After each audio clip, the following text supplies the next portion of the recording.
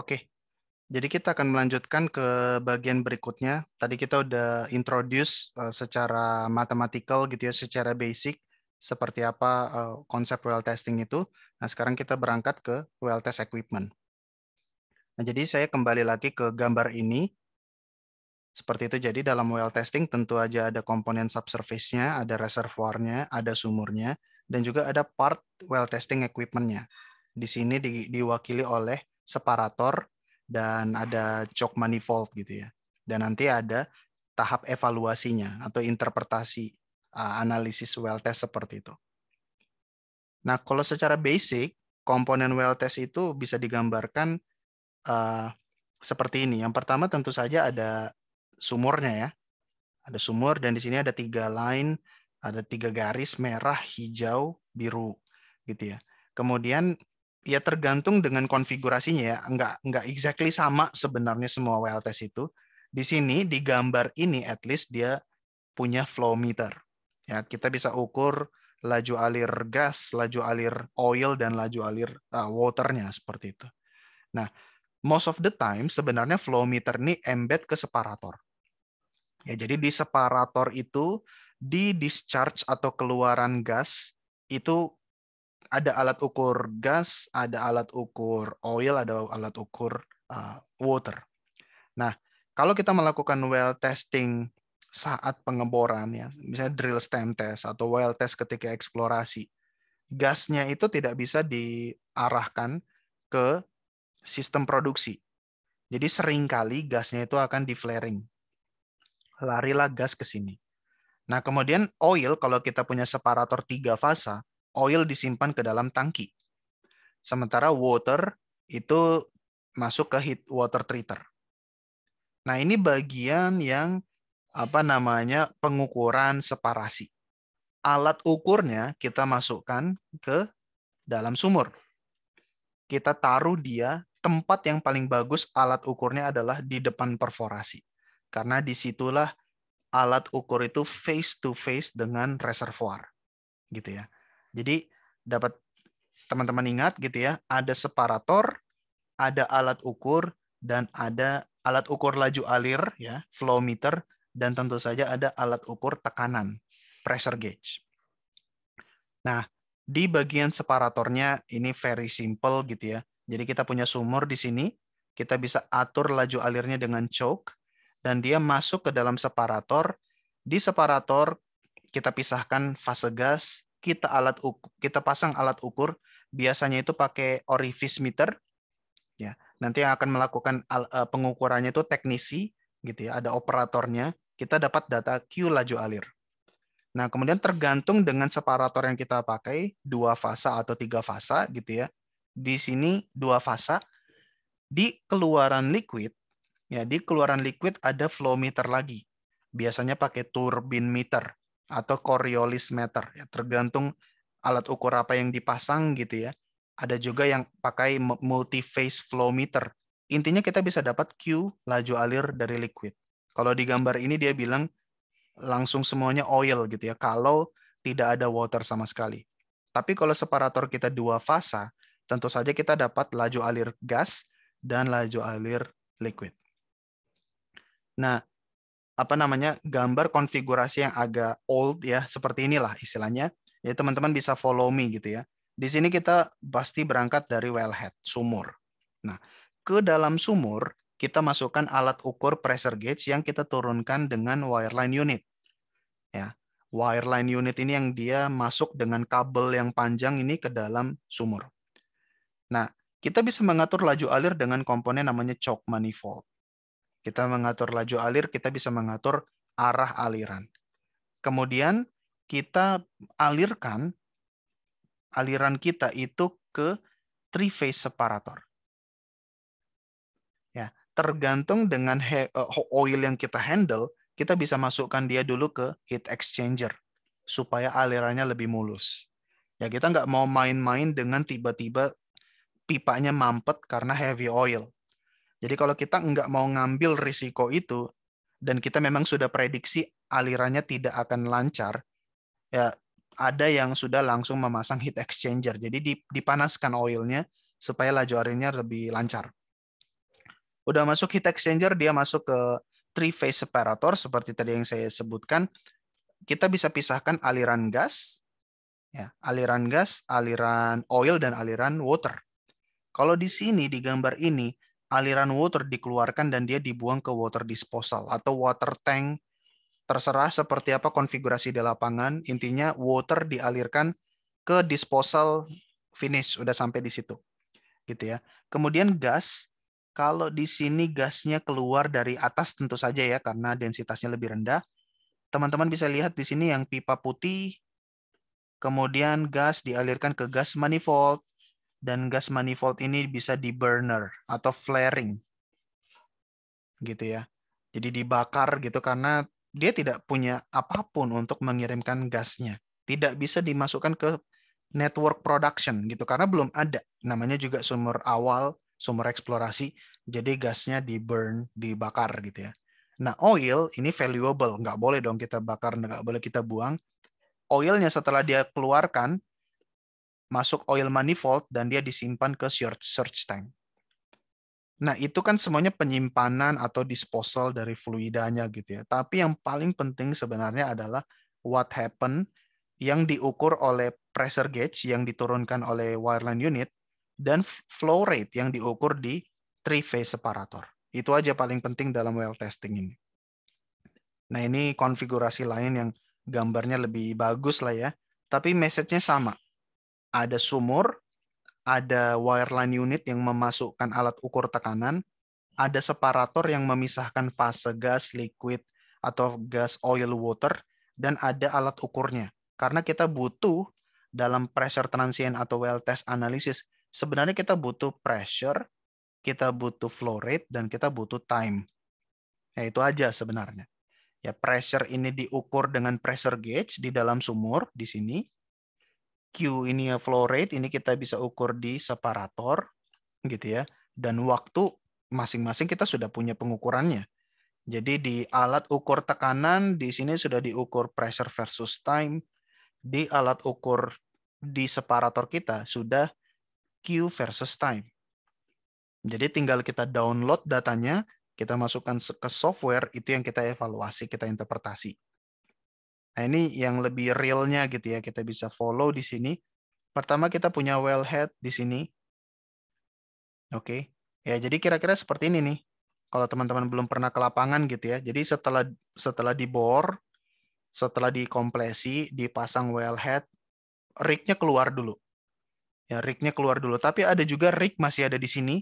Dan ini tanahnya di sini becek-becek itu sering banget juga kita temukan gitu ya. Tapi ada juga yang kayak gini. Kalau di sini udah rapi banget kelihatannya ini well test yang dilakukan secara rutin. Ya, karena kelihatannya semuanya udah rapi, udah terestablish. Tapi belum tentu juga ya, kita nggak bisa 100% sure gitu ya. Tapi ya dalam kondisi ini rig sudah keluar. Rig sudah keluar, daerah sumur sudah dibersihkan supaya well test bisa fokus.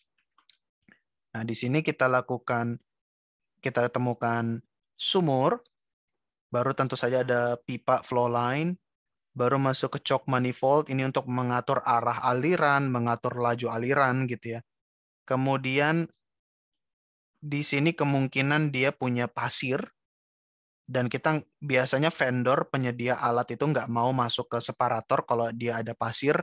Jadi dia dilengkapi dengan sen separator vertikal di sini supaya sen-sennya dibuang dulu. Kalau sudah bersih masuk ke separator, ya tergantung dari seperti apa konfigurasinya. Ada yang melakukan kombinasi high pressure dengan low pressure.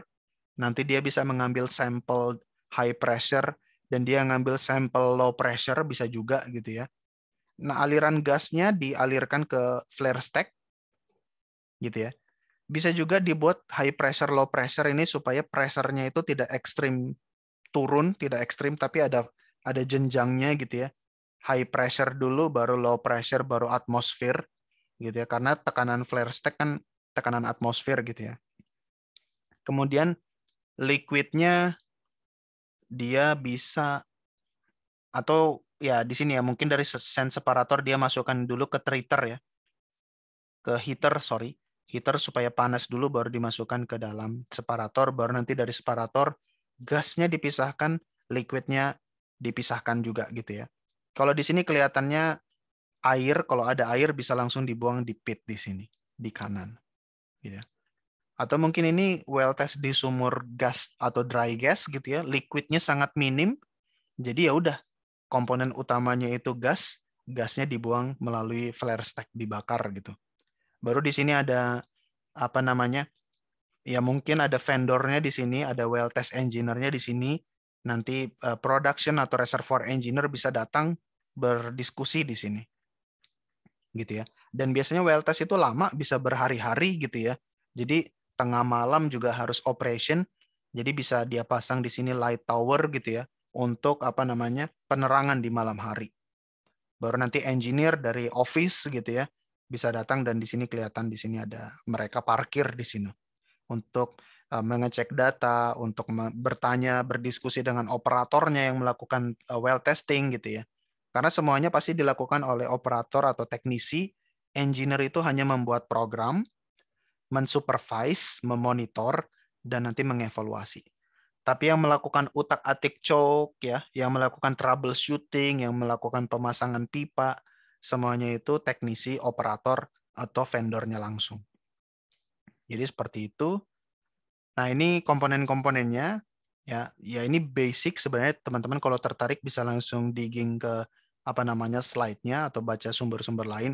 Tapi komponen pertama tentu aja flow head ya. Atau kalau well test dilakukan di sumur yang sudah established, sudah produksi, ya kita pasti punya Christmas tree konvensional biasa gitu ya. Tapi kalau kita lakukan di eksplorasi, nah itu biasanya lebih sophisticated lah. Di sini makanya dipakai flow head. Tapi sebenarnya fungsinya sama seperti Christmas tree, gabungan dari valve buka tutup untuk on off aliran. Ya, bukan untuk laju alir, bukan untuk pengaturan laju alir, ini lebih ke on off aliran untuk safety seperti itu. Nah, untuk pengaturan laju alir lebih banyak dilakukan di choke manifold. Ya, jadi setelah keluar dari wellhead, masuk ke flow line masuk ke choke manifold. Di manifold ini ada beberapa valve untuk mengatur laju alir, untuk mengubah arah aliran gitu ya. Kalau misalnya ada kick, ada apa namanya tanda-tanda tekanan sangat tinggi, kita bisa tutup di choke manifold gitu ya. Tapi kalau aliran normal, kita bisa buka normal di manifoldnya dan nanti aliran akan menuju ke separator dan lain sebagainya. Tapi basically ini cuma rangkaian valve, buka tutup atau pengaturan laju alir bisa dilakukan di choke manifold ini. Nah, ini tentu saja ada komponen separatornya ya. Sebaiknya yang paling bagus tentu saja ada 3 phase test separator ya, well test 3 fasa supaya kita bisa mengukur secara spesifik gasnya berapa, oilnya berapa, waternya berapa, dan masing-masing di pipa keluaran di outletnya itu sebaiknya sudah dipasang apa namanya alat ukur. Kalau alat ukur gas biasanya pakai orifice, kalau alat ukur liquid bisa pakai Coriolis meter, bisa pakai ultrasonic flow meter, bisa pakai turbine meter gitu ya. Dan nanti tinggal teknisi atau operatornya yang akan membaca laju alirnya berapa. Ya, ini sebenarnya sumber data kita yang paling utama gitu ya. Laju alir, itu laju alir biasanya diukur di flow meter dan flow meter itu biasanya dipasang di separator atau tidak jauh dari separator. Nah, by the way, kita saat memilih separator, kita perlu tahu juga sebenarnya laju alir sumur kita itu berapa. Ya, jadi kalau misalnya laju alir kita sangat-sangat tinggi, ya pasti separatornya harus kita pilih juga yang memang tekanan atau tahan pada tekanan tinggi, bisa menghandle laju alir tinggi gitu ya. Ini nanti bisa dikoordinasikan dengan teman-teman apa namanya operation yang menyediakan separatornya. Ya ini diagramnya atau cross section areanya kita bisa melihat gitu ya. Sebenarnya pretty simple. Masuk di sini aliran, kemudian nanti dia berbenturan dengan di sini ada baffle. Ya, di sini terjadi separasi mula-mula. Liquid tentu aja akan jatuh ke sini, nanti gas akan mengumpul ke atas dan akan keluar via outlet, nanti akan diukur. Sementara di dalam kompartemen di bottomnya bisa kita pisahkan untuk water dan juga untuk oil. Nah, kemudian gauge tank. Nah, di sini. Jadi, ya kita tahu lah aliran fluida dari sumur itu nggak always bersih. Ya. Keluaran separator tidak selalu bersih. Dan seringkali flow meter yang kita pasang di separator itu rusak. Apalagi kalau alat ukurnya seperti turbin meter ya, yang dia pakai rotor, dia pakai baling-baling gitu ya. Dan kalau fluida kita ada solid, ada patah, ada pasir gitu, pasti flow meternya akan tergerus dan dia nggak akan precise lagi, nggak akan presisi lagi gitu. Jadi nggak bisa dibilang sering ya, tapi saya pernah menemukan alat ukur seperti turbin meter tidak lagi dipakai permanen di separator. Ya. Instead, kita bisa pakai namanya gauge tank. Ya. Gauge tank ini adalah ya sebenarnya tangki penampung liquid. Bisa oil, bisa water, atau bisa gabungan liquid. Jadi kita bisa mengukur laju alir itu bukan pakai meter, bukan pakai flow meter ultrasonic gitu, Coriolis, turbin yang rentan rusak. Tapi kita di sini ngukur level ketinggian di tangkinya. Ya. Jadi kan kita tahu area tangki ini berapa. Dan kita bisa ukur dengan memasukkan alat gitu ya untuk meraba permukaan liquidnya itu berapa gitu ya. Kita bisa ukur ketinggian jam segini berapa, ketinggian jam berikutnya, oh ternyata sudah naik tingginya sekian, jam berikutnya diukur lagi, jam berikutnya diukur lagi, gitu ya. Dia bisa meraba apa level liquid dalam tangki ini berapa. Jadi dia bisa mengconvert itu menjadi flow rate. Ya. Kenaikan sekian jam, level saya naik segini. Kalau dikali luas tangki, berarti saya dapat volume. Volume per satuan jam. Nah, tinggal kita kali 24 jam. Kita dapat flow rate per day. Nah, jadi seperti itu. Dan ini sering dipakai, gauge tank. Yang penting yang perlu diketahui adalah kalau bisa kita meminimalkan rilis gas ke atmosfer. Ya, karena di sini kan bagaimanapun ketika kita menurunkan alat untuk meraba level tangki, kan kita membuka membuka pintunya tangki ini dan itu bisa merilis gas ke atmosfer dan ini dianggap tidak terlalu tidak terlalu comply dengan lingkungan. Jadi bisa dibuat desain tangki yang lebih sophisticated jadi tertutup. Jadi tidak ada part yang rilis ke atmosfer. Ini bisa juga seperti itu tapi prinsipnya sama. Intinya setiap jam kita ukur level tangki. Nah, kemudian surge tank, kalau memang kita ini sumurnya sumur baru, kita belum memahami banget performa sumurnya. Jadi aliran bisa kita masukkan ke surge tank. Ya, intinya kita ini seperti damper lah ya untuk bisa menghandle aliran yang deras. Ya, jadi kita menyimpan liquid, tapi at the same time kita menstabilize alirannya. Surge tank. Tapi ini nggak selalu dipakai. Kalau sumur kita laju alirnya rendah, itu lebih mudah kita langsung simpan, kita nggak perlu surge tank. Nah, ini transfer pump, tergantung kita bisa simpan fluidanya langsung di tangki, disimpan, tapi bisa juga kalau kita mau, kita bisa pompakan itu ke somewhere. Bisa aja ke dekat dari well test area kita ada spot, ada facility yang bisa menyimpan minyak, bisa menyimpan liquid lebih banyak, kita bisa pompakan. Ya, atau kita pompakan ke pit, ke disposal. Ya, tergantung intinya kita ingin memompakan fluida kita dari satu titik ke titik lain. Kemudian kita juga bisa burning. Ya, kalau memang kita nggak expect sebenarnya ada oil, bisa jadi ya. Kita nggak expect ada oil di situ dan kita agak kesulitan menghandle-nya. Dan juga kalau kita punya gas gitu ya, kita bisa pakai burner. Ya, kita bisa burning oil and gas onshore, baik di sumur eksplorasi maupun development. Ini bisa kita lakukan saat well testing dan saat cleanup. Nah, ini untuk apa sih? It provides efficient and cost-effective alternative to oil storage. Nah, jadi teman-teman bisa membayangkan, sebenarnya kita bisa menyimpan oil dalam storage. Tapi mungkin ada suatu kondisi di mana kita nggak punya space yang banyak untuk menyimpan minyak. Ya, bisa jadi minyaknya dibakar. Tapi kan tentu saja ini kalau bisa cara terakhir lah membakar minyak gitu ya. Kita nggak mau membakar minyak, kita mau menyimpan dan menjual minyak gitu. Jadi ini nggak terlalu kita prefer untuk oil. Tapi untuk gas, kalau memang kita nggak punya pipa, ya mau nggak mau gasnya dibakar dengan flare atau dengan burner. Nah, itu tadi semuanya equipment rangkaian di permukaan. Salah satu inti dari pressure transient analysis berikutnya selain laju alir tentu saja ada pressure. Dan pressure itu diukur dengan yang namanya pressure gauge. Ya, ada alat ukurnya. Dan ada beberapa jenis alat ukurnya. Di sini ini sebenarnya out of our knowledge sebagai well test engineer atau reservoir engineer ya. Ini lebih menjadi komponen yang dikuasai oleh vendor penyedia teknologinya. Gitu. Jadi ini kita bisa melihat secara general aja gitu. Jadi ada beberapa teknik pengukuran tekanan, ada dengan menggunakan mechanical equipment, strain, berdasarkan capacitance, dan juga ada yang toolsnya dengan quartz. Nah, comparison-nya di sini cukup komprehensif, tapi nggak akan kita bahas secara detail. Teman-teman bisa langsung go ke slide-nya untuk bisa melihat gitu ya.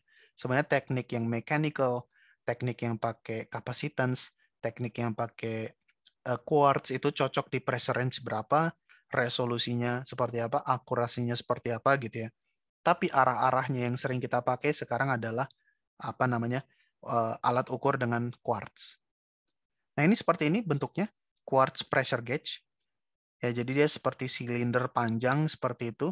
Tergantung kita butuh beberapa recorder, kita bisa rangkai, dan kita nanti turunkan dengan slick line, dan kita taruh dia ke dasar sumur atau ke depan perforasi atau ke ujung tubing untuk mengukur tekanan dan juga temperatur at the same time. Dan tentu saja ini terbuat dari steel ya, dari baja supaya dia tahan terhadap tekanan, tahan terhadap temperatur, dan tahan juga terhadap solid gitu ya kalau ada aliran solid.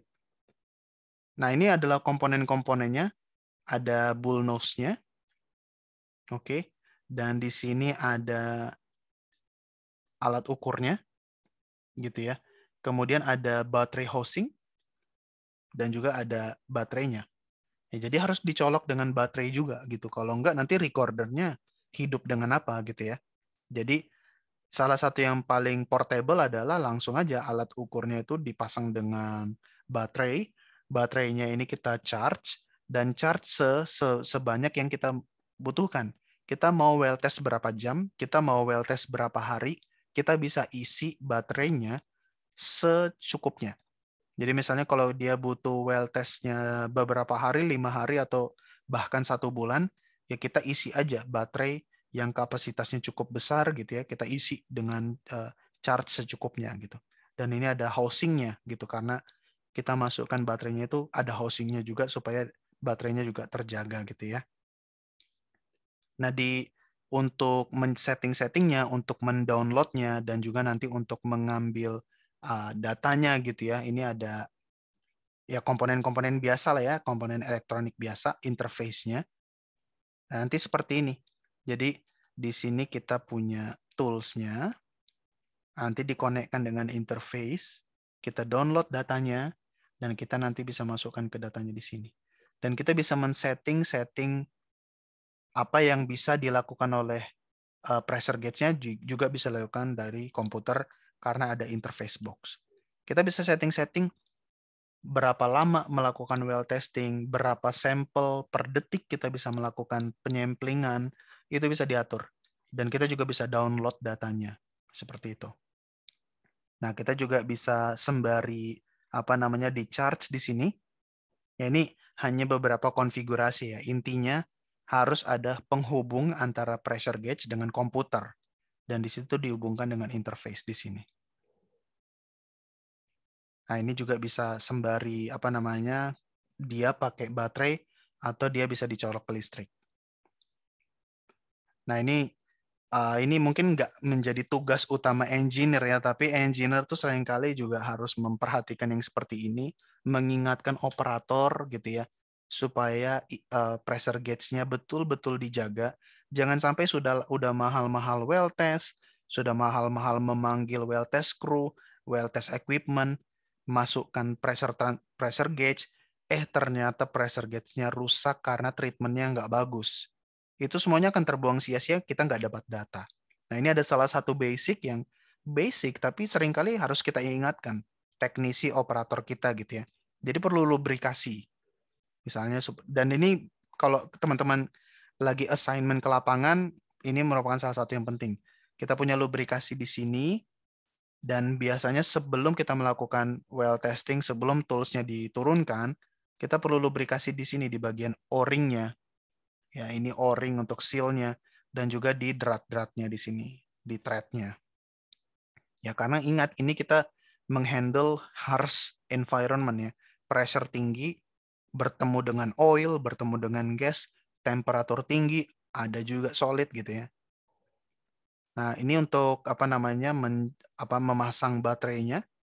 Ya, jadi recorder kita ada di sini, kita koneksikan dengan baterai seperti ini, dan nanti jangan lupa baterainya juga masuk ke dalam housing. Ya, setelah dipasang, kemudian ya kita butuh ya seperti ini ya, dipasang gitu ya, untuk masuk ke dalam rangkaian pressure gauge.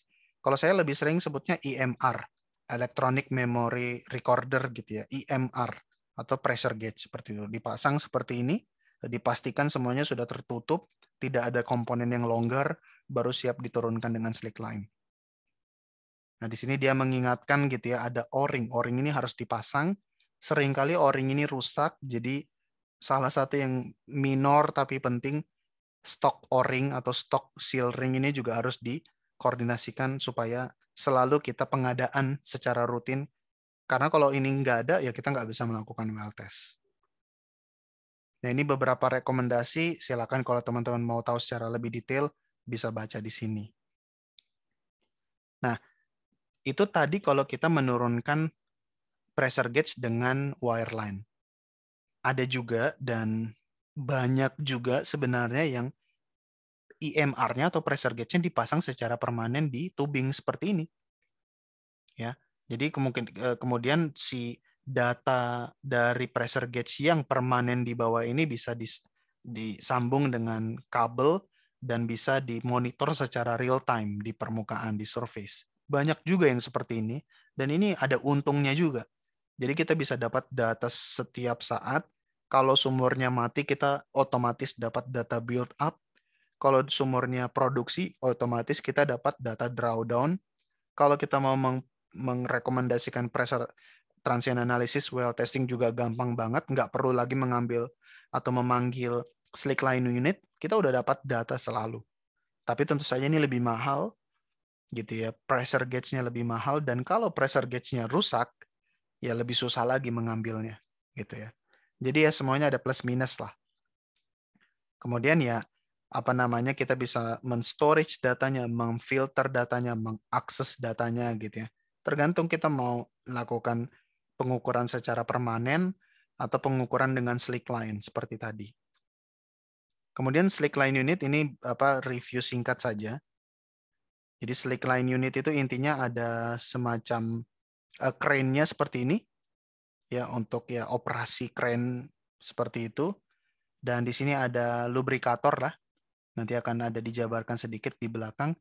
Dan nanti tools-nya tinggal masuk ke bawah. Kita bisa taruh tools pressure gauge-nya, kita gantung di kedalaman berapa dan seberapa lama. Ya, intinya seperti ini. Ini diagram kira-kira tools-nya di sini. Di gambar ini, tools-nya kita taruh di ujung tubing. Banyak yang pasang di sini karena a little bit bisa dibilang lebih safe lah. Karena kita tahu lokasinya itu exactly di mana, di tubing. Dan kalau ada aliran yang dinamik, swing-nya itu nggak terlalu berantakan lah ya, karena dia kan dibatasi oleh dinding tubing. Tapi sebenarnya data yang paling bagus adalah kalau kita turunkan tools ke depan perforasi. Ya, ke depan perforasi ini yang paling bagus karena dia langsung dapat data tekanan di muka perforasi, karena perforasi ini sand face ya. Betul-betul face to face dengan reservoir. Kalau dia taruh di tubing, masih ada uncertainty. Karena kita nggak tahu what happen between perforation Dengan pressure gauge, kita nggak tahu apa yang terjadi di tengah-tengah. Di sini, di casing ini kita nggak tahu. Bisa aja ada separasi phase, ada separasi fasa, redistribusi fasa, bisa aja ada dinamika. Seringkali, bukan seringkali ya, dalam beberapa kasus bisa membuat datanya terganggu. Sehingga apa yang terjadi di perforasi tidak selalu tercermin di pengukuran di EMR atau di pressure gauge. Karena sudah ada informasi yang hilang di jarak antara alat ukur dengan perforasi. Jadi seperti itu ya.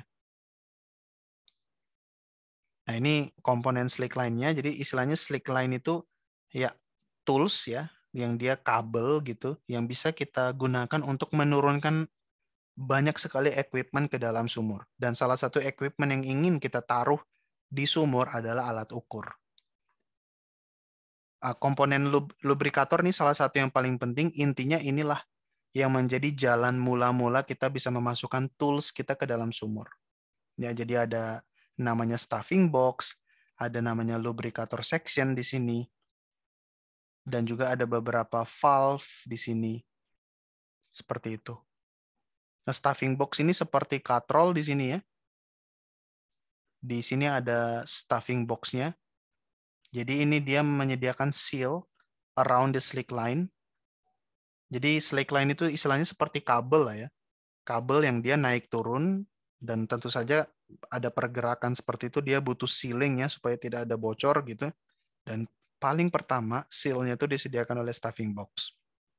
Dan di sini ada katrolnya untuk bisa naik turun dari kabelnya.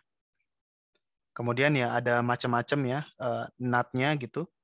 Di sini ada hydraulic packing nut. Nanti teman-teman detailnya itu bisa, kalau tertarik itu bisa baca di sedikit brief yang saya taruh di slide gitu ya. Ini lebih dikuasai oleh vendor dari slickline-nya, oleh operator dari slickline-nya gitu ya. Jadi kalau kita sebagai engineer, kita tidak mendetailkan banget komponen di dalam masing-masing equipment ini. Tapi in general kita perlu tahu lah, misalnya kan seringkali well test itu dynamic banget, seringkali juga, atau mohon maaf kalau saya pakai kata seringnya, sebenarnya nggak seringkali. Dalam beberapa kasus lubrikatornya bermasalah, dalam beberapa kasus well test itu stop, gagal atau delay itu karena apa namanya, karena lubrikator, karena slick line gitu. Jadi kita perlu mengetahui problemnya di mana supaya kita nanti mereport ke manajemen itu lebih lancar juga gitu. Jadi jangan sampai kita buta sama sekali gitu ya. Jadi di sini ada beberapa sebenarnya tipe packing nutnya, dan di sini ada hydraulic packing nut. Kita bisa mengadjust kekencangan nutnya itu dengan hidrolik.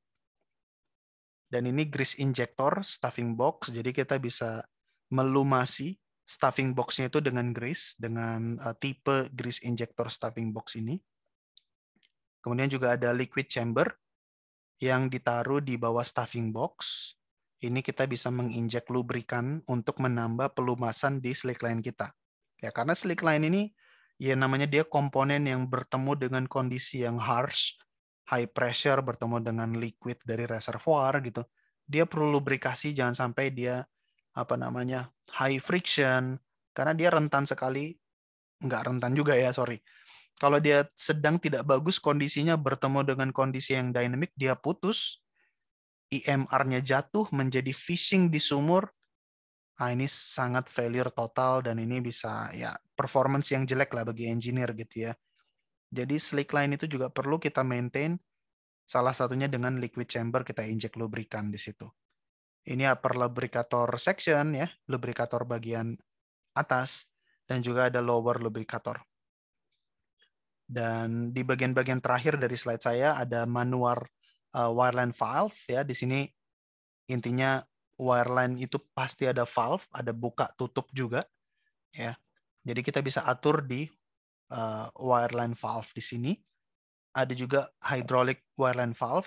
Jadi kita bisa atur buka tutup valve-nya itu secara remote dengan hydraulic, karena nanti ada penyambungnya, ada hose-nya gitu yang menghubungkan pompa kita dengan lubrikator sehingga kita bisa membuka tutup dari jauh. Kemudian ada pump sump in yang biasanya ditaruh di sini di bawah wireline valve. This allow akses ke pump fluid into the wellbore during slackline operation.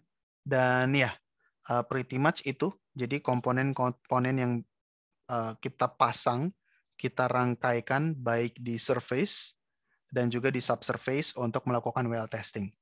Again, yang paling basic sebenarnya, data utama yang kita butuhkan itu pressure. Pressure itu kita ambil dari pressure gauge.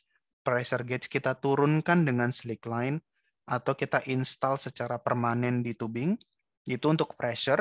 Kita dapat pressure versus time. Dan data kedua yang paling penting adalah flow rate. Flow rate itu kita dapat dari flow meter. Flow meter biasanya didapatkan atau dipasang di separator. Jadi demikian topik kedua untuk well test equipment. Terima kasih, aku kembalikan ke moderator. Terima kasih.